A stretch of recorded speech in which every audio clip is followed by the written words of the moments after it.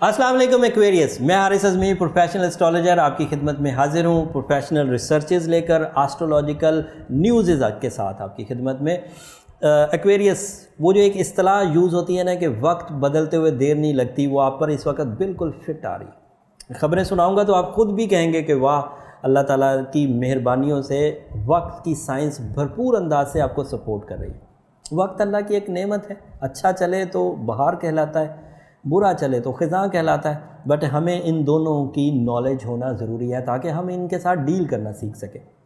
बाहर हो तो भरपूर अंदाज से कैश करें, इंजॉय करें, फ़ायदे उठाएं, कामयाबियाँ हासिल करें, अल्लाह का शुक्र अदा करें। ख़िज़ां हो तो उसके नुकसानात से बचें और उसको रिपेयर करने की कोशिश करें और अल्लाह को पुकारें कि हमें अल्लाह ताला इस आज़माइश से निकाले। मामला ये है कि पिछले हफ्ते चौथे घर में आपके बड़ी रौनक थी। चौथे घर में सूरज था, चौथे घर में मरकरी था, चौथे घर में यूरेनस था, चौथे घर में वीनस था और आपके लिए लग्जूरियस टाइप की फैसिलिटीज़ प्रोड्यूस कर रहा था। घर की ताज़ीन और आयश, बड़े घर की शिफ्टिंग, उस तरह के फ़ायदे, गाड़ी या अपने लाइफस्टाइल में डेवलपमेंट, ये एक्सपेक्टेड थी। जहन भी बहुत ज़रखेज़। इस हफ्ते वो वाली पेशन गोइयाँ तो अलाइव हैं। चौथा घर इस वक्त भी यूरेनस और वीनस की वजह से मुज़य्यन है। घर बदल सकते हैं, घर बड़ा ले सकते हैं, घर की ट्रेडिंग कर सकते हैं, बेचना चाहते हैं बेच सकते हैं, ख़रीदना चाहते हैं तो ख़रीद सकते हैं। वसाइल भी सपोर्ट देंगे और तवक्कुआत के मुताबिक हो जाएगा। घर के अलावा भी कोई बड़ी लग्जरीज़ हैं, जो बड़ी लग्जरीज़ होती हैं, छोटी छोटी लग्जरीज़ नहीं कि मैंने कपड़े ख़रीद लिए हैं, या बड़ी लग्जरीज़ का मतलब तो जो मिशंस ऑफ लाइफ या अगली नस्लों में काम आते हैं या आपकी ज़िंदगी में बड़ी है तो भी वो चलेगी। तो लग्जूरियस साइड पर या लाइफस्टाइल अपग्रेडिंग पर आपके स्टार्स आपको सपोर्ट अभी भी कर रहे हैं। वीनस और यूरेनस चौथे ही घर में। बट 21 मई को 2 सितारे आपके 5वें घर में आ गए। उनमें से एक मरकरी है और एक सन है जो पहले चौथे घर में थे। सूरज के 5वें घर में आने से अब एडवांटेजेस सुनिए, एक लिस्ट है एडवांटेजेस की। 5वां घर रोमांस का, 5वां घर माली मुआहदात का, 5वां घर सैर व सियाहत का, 5वां घर औलाद का, 5वां घर औलाद की तरबियत का भी, और 5वें घर में अगर एस्ट्रोलॉजी एग्जिस्ट करती हो तो सूरज अगर 5वें घर में हो तो औलाद का होना एक पेशंगोई के तौर पर आता है। मैं उससे ज़्यादा मुत्तफिक नहीं, लेकिन अगर हो तो 5वें घर में सूरज होने की वजह से ही एक एस्ट्रोलॉजिकल प्रेडिक्शन है कि औलाद हुआ करती है। फर्टिलिटीज़ में, ज़रखेज़ी में इजाफा होता है दूसरे लफ्ज़ों में। तो 5वें घर में आपके सूरज इस वक्त मौजूद है। मरकरी भी 5वें घर में मौजूद है। अब 2 खबरें सुनिए। मरकरी के 5वें घर में होने की वजह से जब आप मुआहदा करने लगेंगे तो उस मुआहदे में आपकी शराइत मानी जाएंगी, आप डोमिनेट करेंगे, या कम अज़ कम जिस तर्ज़ पर आप शराइत मनवाना चाहते हैं उस तर्ज़ के करीब करीब मामलात हल हो जाएंगे। एंड मरकरी की वजह से जो आपकी अकली सलाहियतें हैं वो पूरे मामले को शुरू से लेकर एंड तक उंगलियों पे कैलकुलेट कर लेगी। एंड सूरज की वजह से आप अपना हक मांग पाएंगे।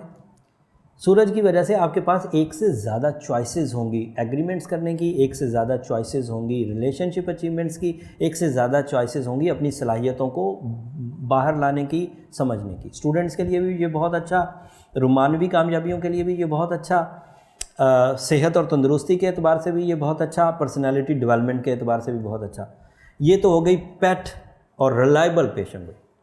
एक और पेशन गोई आपके लिए, एक और रीडिंग आपके लिए इस वक्त पॉजिटिव हुई है, वो है सैटर्न का पॉजिटिव होना। You are in Sadesati due to Saturn. Phase of Saturn ही तो साढ़सती कहलाता है। 12वें घर में था आपके, रेट्रोग्रेड हो गया, फ़ायदे आपको 11वें घर के होने लग गए। तो 11वें घर के फ़ायदे अब आपको 4 महीने तो रहेंगे। अगर रेट्रोग्रेशन ऑफ सैटर्न ना होता तो ये सन और मरकरी ने आपको इतना एडवांटेज नहीं देना था। फिर आपने साढ़सती में फंसे रहना था, उदास रहना था, बीमार रहना था, एंड आपको कैरियर सेक्टर में स्ट्रगल करना पड़ना थी। लेकिन अब देखें कि उधर से सैटर्न रेट्रोग्रेशन की वजह से साढ़सती के फेज़ से निकला, कुछ महीनों के लिए निकला, और उधर से सन पॉजिटिव हो गया, मरकरी पॉजिटिव हो गया, वीनस पॉजिटिव हो गया। तो आपके रिलेशनशिप एडवांटेजेस भी आपको मिलने लग गए। रोमानवी कामयाबियाँ, शादी, मंगनी, जब सब तय पाना मुमकिन हो गया।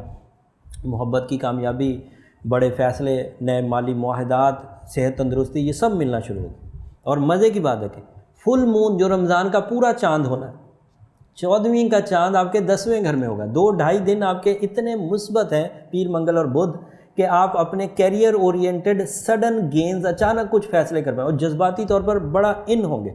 कुछ दरीना ख्वाहिशात एक्वेरियस की कैरियर से रिलेटेड पीर, मंगल और बुध को पूरी होने जा रही, और वो बरकत वाली भी होंगी, क्योंकि ये फुल मून जो है ये कॉमन फुल मून नहीं है, आम चांद नहीं है। वैसे तो आम फुल मून चांद ही बड़ा अफेक्टिव होता है, एक इवेंट है सोलर सिस्टम का, बट अगर रमज़ान का फुल मून हो तो वो एक अलग ही पॉजिटिविटी देगा, और 10वें घर में होगा तो उसकी पॉजिटिविटी और डेवलप हो जाएगी।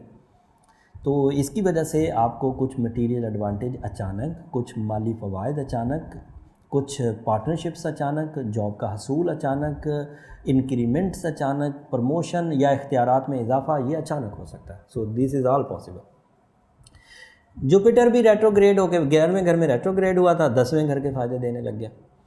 तो 10वें घर के फ़ायदे वो भी कैरियर से, जुपिटर तो निकल चुका था आपके 10वें घर में, 10वें घर में वो बड़ा मुस्बत होता है, 11वें घर में रेट्रोग्रेड होकर फिर 10वें घर के फ़ायदे देने लगे। तो आपके ऊपर तो वक्त मेहरबान हो गया है, जैसे इस तरह की सिचुएशन पैदा हुई।